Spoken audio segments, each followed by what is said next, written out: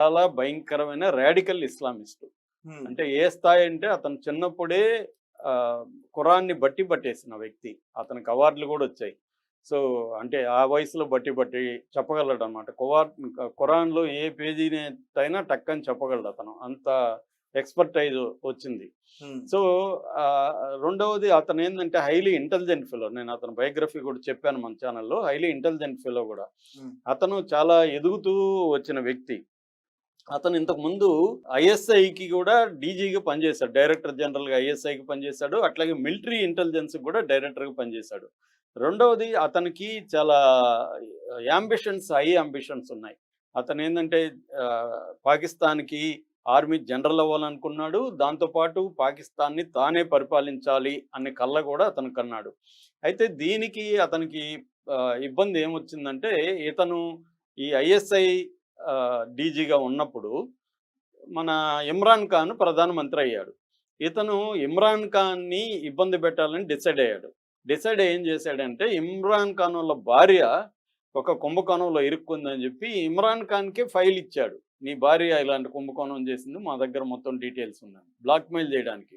హ్మ్. ఎందుకంటే తనని జనరల్ చేయమని బ్లాక్‌మెయిల్ చేయాలనేది ఇతని ఉద్దేశం. దీన్ని పెట్టుకొని ఇమ్రాన్ ఖాన్ బ్లాక్‌మెయిల్ చేసి తనని ఆర్మీ జనరల్‌గా నియమించుకోవాలనేది ఇతను ప్లాన్ ఏసాడు.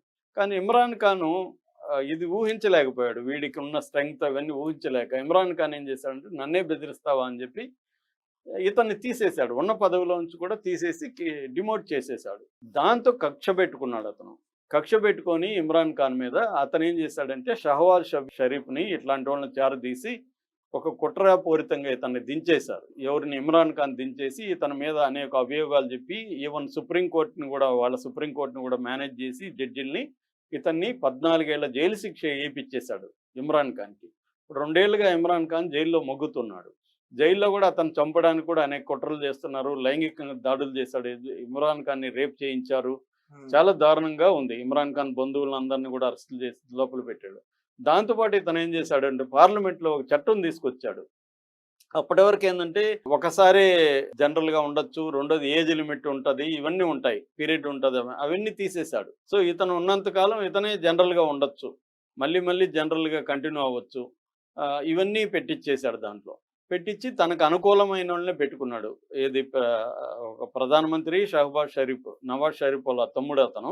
హ్మ్. అతను తన కంట్రోల్‌లో ఉంటాడు. అలాగే ప్రెసిడెంట్ కూడా తన కంట్రోల్‌లో ఉండేవాళ్ళని ఆసిఫ్ అల్ జర్దానీ పాకిస్తాన్ ప్రెసిడెంటు. అతను కూడా తన కంట్రోల్‌లో పెట్టుకున్నాడు. సో, అలా పెట్టుకొని ఇప్పుడు అతను ఆర్మీ చీఫ్ అయిపోయాడు. జనరల్ అయిపోయాడు. సో, ఎప్పుడైతే జనరల్ అయిపోయాడో తన కంట్రోల్‌లో అన్నీ ఉంది. తనకిప్పుడేందంటే 27 వరకు తన పీరియడ్ ఉంది. తనకేమైందంటే ఈ మధ్య కాలంలో ఇవన్నీ చేయడం వల్ల ప్రజల్లో నేను చెప్పిన 40% ప్రజలున్నారు గదా!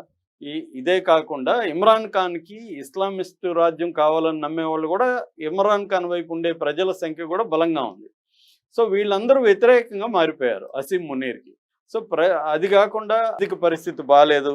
తర్వాత ఒకవైపు బెలూచి లిబరేషన్ ఆర్మీ, మరోవైపు టీటీపీ ఈ తాలిబాన్ పాకిస్తాన్ అనే ఒక సంస్థ ఉంది. వాళ్ళు ఒకవైపు వీళ్ళు అటాక్స్ అనేవి మొదలుపెట్టారు మిలిటరీ మీద. సో, మిలిటరీ మీద దాడులు పెరిగాయి. దాదాపు నెలలోనే 200, 300 మంది మిలిటరీ సైనికులు చనిపోతున్నారు. మరోవైపు ప్రజల్లో అసంతృప్తి.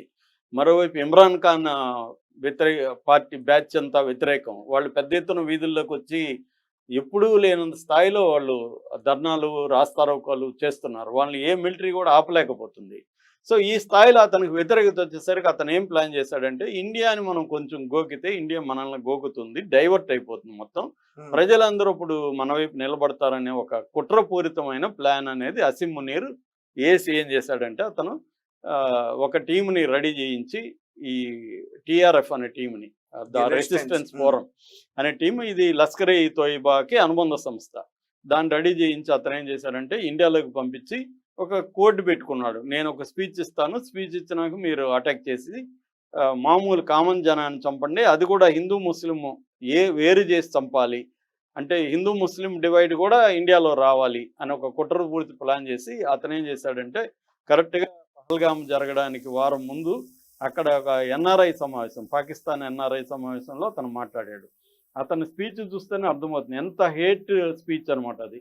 అంటే హిందూ ముస్లిము అనేవాళ్ళు చాలా తీవ్రమైన వ్యతిరేకతలు ఉన్నాయి. అసలు ఏ దాంట్లో కూడా కలవరు.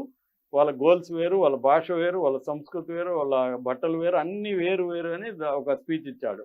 దాంతోపాటు పాకిస్తాన్ అనేది మనకి జీవనాడి లాంటిది, మన దీంట్లో భాగం, దానికోసం నేనేమైనా చేస్తాననేది కూడా ఒకటిచ్చాడు. ఇది ఇప్పటి వరకు ఇవ్వలేదు. సో దీంతో ఏమైంది, పహల్గామ్ అటాక్ జరిగింది. వాడు అనుకున్నట్టే నువ్వు ముస్లిమా హిందూ అని జిప్పు చేయించడం, తర్వాత కల్వా చదవమండం, ఇవన్నీ చేసి అతి దారుణంగా 26 మందిని, అందులో ఒకరు నేపాలీ టూరిస్ట్ అయితే ఇంకొక అతను అక్కడ హార్స్ రైడర్ ముస్లిము. మిగతా 25 మంది ఇండియన్, 24 మంది ఇండియన్ హిందూ మగవాళ్ళు. సో ఇది టార్గెట్గా ప్లాన్డ్గా చంపారు. చంపి కూడా వాళ్ళు ఎస్కేప్ అయిపోయారు, మనం పట్టుకోలేకపోయాం. సో ఇప్పుడు అసీం మునీర్ సక్సెస్ అయ్యాడు. తను అనుకున్న దాంట్లో నెరవేరింది అతను. ఎందుకంటే మొత్తం ఇప్పుడు ఇమ్రాన్ ఖాన్తో సహా అందరూ కూడా ఇతన్ని సపోర్ట్ చేయాల్సి వచ్చింది. ఎందుకంటే ఇండియా వర్సెస్ పాకిస్తాన్ అనేసరికి పాకిస్తాన్లో వాళ్ళందరూ కూడా అసీం మునీర్ని వ్యతిరేకించే వాళ్ళు కూడా అసీం మునీర్ వైపు నిలబడాలి. ఇక్కడ కూడా అంతే కదా, మోడీని కాంగ్రెస్ మిగతా వాళ్ళు వ్యతిరేకిస్తున్నారు మొన్నటి వరకు. ఇప్పుడు చచ్చినట్టు మోడీని సపోర్ట్ చేస్తున్నారు కదా, అందరూ మోడీ వెంట నిలబడుతున్నారు కదా. అక్కడ కూడా అదే జరిగింది. యుద్ధం అంటూ జరిగితే మనకి ఇజ్రాయెల్లో కూడా ఇదే గోలే. ఇజ్రాయెల్లో కూడా వాడికి బెంజమిన్ నెతన్యాహుకి వ్యతిరేకత వచ్చింది. అక్కడ సుప్రీంకోర్టు కూడా అతన్ని అరెస్ట్ చేసే పరిస్థితి వచ్చింది. దాంతో అతను ఏం చేశాడు, గాజా మీద దాడికి ఒక సాగు దొరికింది, వాళ్ళు హమాస్ వాళ్ళు దాడి చేసేసరికి. దానివల్ల ఇప్పుడు వాడి పొజిషన్ నిలబడిపోయింది గట్టిగా, అతను ఎవరు కదిలించలేని పరిస్థితి. ఇలా చాలా దేశాల్లో యుద్ధాలు ఎందుకు వస్తుంటాయంటే వాళ్ళ పదవులను కాపాడుకోవడం కోసమే యుద్ధాలు వస్తుంటాయి. సో అలాగే అసీం మునీర్ అనేవాడు స్టార్ట్ చేశాడు. ఇప్పుడు ఏమైంది, ఇండియా వాళ్ళు అనుకున్న దానికంటే ఎక్కువ రియాక్ట్ అయింది. ఇండియాకి వరల్డ్ వైడ్గా కూడా మద్దతు దొరుకుతుంది. వాళ్ళ బలహీనతలన్నీ బయటకు వచ్చాయి. అదేదో సామెత ఉంది, తాబేళ్ళు కోతులకి గొడవలు వస్తే తాబేళ్ళుని కోతులు చంపలేకపోయాయి. ఎందుకు, అవి స్ట్రాంగ్గా ఉంటాయి కదా. అప్పట్లో ఒక తెలివైన కోతి ఏం చేసిందంటే తాబేళ్ళన్నిటిని ఇట్లా తిప్పించి కొట్టండి అని చెప్పింది. తాబేళ్ళన్నిటిని తిప్పించి కొట్టేసరికి అన్ని తాబేళ్ళు చనిపోయినాయి. అలాగే అంటే బలంగా కనబడేది ఒక్కొక్కసారి చిన్న వ్యూహంతో నీ బలహీనతగా మారిపోతుంది. అలాగా ఇప్పుడు ఇండియా ఏం చేసింది, దాని బలహీనతను బయటపెట్టింది. పాకిస్తాన్ ఎంత వీక్గా ఉంది, మేము అనుకుంటే ఏదైనా కొట్టగలం, మీరు అనుకుంటే మా దగ్గర ఏమీ కొట్టలేరు అనేది నిరూపించేసింది. ఆపరేషన్ సింధూర్తో కరెక్ట్గా మనం వాళ్ళ భూభాగంలోకి, వాళ్ళ స్కైలోకి వెళ్లకుండానే ఇండియాలో నుంచే, హర్యానా దీంట్లో బేస్లో నుంచి, ఎయిర్ బేస్లో నుంచే మనం వాళ్ళ అనుకున్న టార్గెట్ని అక్యురేట్గా కొట్టగలిగాం. అది కూడా 25 నిమిషాల్లో 9 సెంటర్లో కొట్టడం అనేది మాటలు కాదు, అక్యురేట్ కొట్టి మళ్ళీ వెనక్కి రాగలిగాం. ఇది పెద్ద సంచలనంగా మారిపోయింది. దాని తర్వాత వాళ్ళు ఏం చేశారు, మన ఎల్ఓసి దగ్గర లైన్ ఆఫ్ కంట్రోల్ అంటాం, కాశ్మీర్ బార్డరు, ఆ బార్డర్ దగ్గర మన విలేజెస్ మీద దాడి చేయడం, మన సైనికుల మీద దాడి చేయడం మొదలుపెట్టారు. దాని తర్వాత వాళ్ళు మిసైల్స్ని, డ్రోన్స్ని, మన Indian radar systems and military installation మీద అటాక్ చేశారు. దాంతో ఇండియా కూడా రెడీ అయింది. ఇండియా వాళ్ళ కరాచీ మీద, లాహోర్ మీద, పెషావర్ మీద, ఈవెన్ ఇస్లామాబాద్ వాళ్ళ ప్రధానమంత్రి షహబాజ్ షరీఫ్ ఇంటికి 20 కిలోమీటర్ల దూరంలో కూడా అటాక్ చేయగలిగాం. సో దీంతో వాళ్ళకి మొత్తం పాకిస్తాన్లోనే ఒక అల్లకల్లోలు మొదలైంది. ఆల్రెడీ మిలిటరీలో ఇతనికి వ్యతిరేక వర్గం బలంగా ఉంది. ఎందుకంటే ఇతనికి ఇంకొక జనరల్ ఉన్నాడు, అతను నెక్స్ట్ జనరల్ అవ్వాలి, అతని వర్గం కూడా బలంగా ఉంది. సో వాళ్ళందరూ ఇప్పుడు తిరుగుబాటు చేశారు. ఆల్రెడీ ఒక 5,000 మంది రిజైన్ చేశారని కూడా వార్తలు వచ్చాయి. దాన్ని బయట పెట్టట్లేదు. అందులో 250 మంది అధికారులే ఉన్నారు, మిలిటరీ అధికారులు. సో వీళ్ళు ఇప్పుడు తిరుగుబాటు చేసి తను అరెస్ట్ చేశారనే వార్త ఇప్పుడు వైరల్ అవుతుంది. ఎందుకంటే మునీర్ అనేవాడు గత 20-30 రోజుల నుంచి, ఆ రోజు మాట్లాడాడు కదా, ఆ సమయం మళ్ళీ కనబడలా. కానీ ఒక ఫోటో రిలీజ్ చేశారు ఏప్రిల్ 26న. పాకిస్తాన్ మిలిటరీ అకాడమీ, కాకుల్ అంటారు, అబ్జతాబాద్ ఏరియా పేరు, అబ్జతాబాద్లో ఉండే మిలిటరీ అకాడమీలో ఇతను మాట్లాడుతున్నట్టు ఒక ఫోటో రిలీజ్ చేశారు. వీడియో ఎందుకు రిలీజ్ చేయలేదు, అంతకుముందేమో వీడియో రిలీజ్ చేశారు, ఇప్పుడేమో ఫోటో రిలీజ్ చేశారు. అంటే అది అబద్ధం అని ఒక డౌట్. ఒకవేళ నిజం అనుకున్నా 26 తర్వాత ఇప్పటి వరకు ఎందుకు కనబడలేదు, ఏప్రిల్ 26 తర్వాత? అదొక 4 రోజులు, ఇదొక 9 రోజులు అనుకుంటే 12-13 రోజులు అయిపోయింది కదా, ఎందుకు అతను కనిపించట్లేదు? ఎందుకంటే ఇంత టెన్షన్ సిచ్యువేషన్లో అతను ప్రజలకి, మిలిటరీకి ధైర్యం చెప్పి చేయాలి కదా, అతను చేయట్లేదు.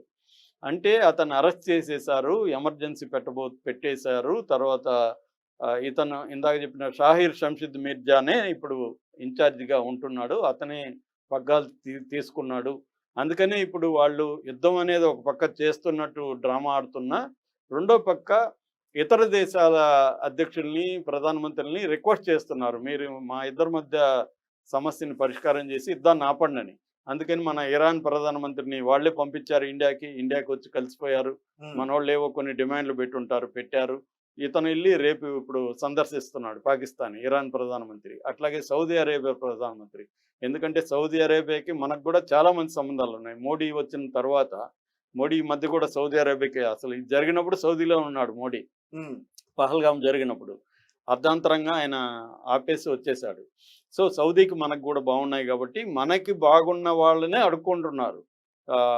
యూకేని అడుక్కున్నారు, ఇరాన్ అడుక్కున్నారు, సౌదీని అడుక్కుంటున్నారు.